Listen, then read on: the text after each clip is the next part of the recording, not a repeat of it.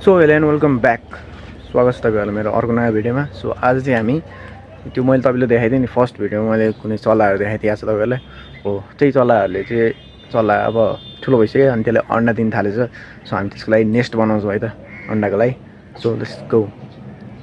होइन नेस्टको लागि मलाई अब सामान एउटा के चाहियो, एउटा नेस्ट, एउटा पत्कर चाहियो फर्स्ट, अनि अर्को एउटा के भाँडो चाहियो क्रेट जस्तो। सो महँगो चाहिँ यहाँ क्रेट छ एउटा, यहाँ क्रेट छ महँगो क्रेट छ यसमा, अनि पत्कर यहाँ छँदैछ।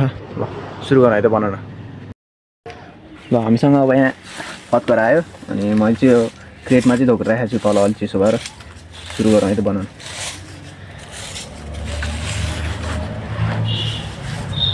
मैले चाहिँ यो सकेसम्म पत्कर नहालिकन यो सफ्ट बनाउनको लागि यति मात्रै राखिरहेको छु।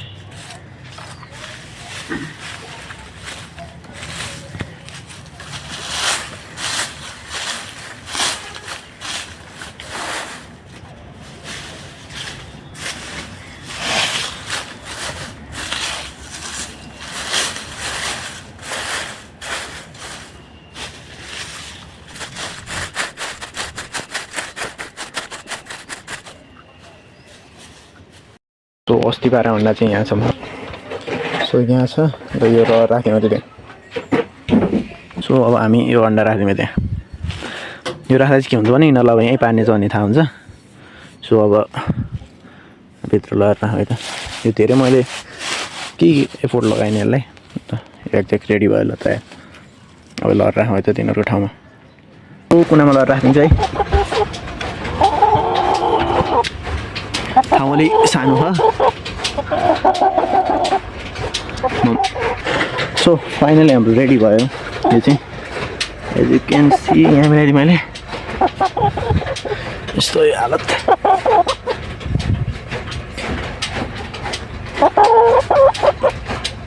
यहाँ बस्यो अहिले।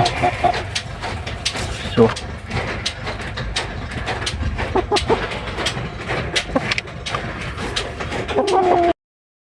फाइनली हाम्रो नेस्ट चाहिँ बनिसक्यो यिनीहरूलाई। अनि मैले एउटा अन्डा भेटाएर यसलाई यहीँ राखिदिन्छु।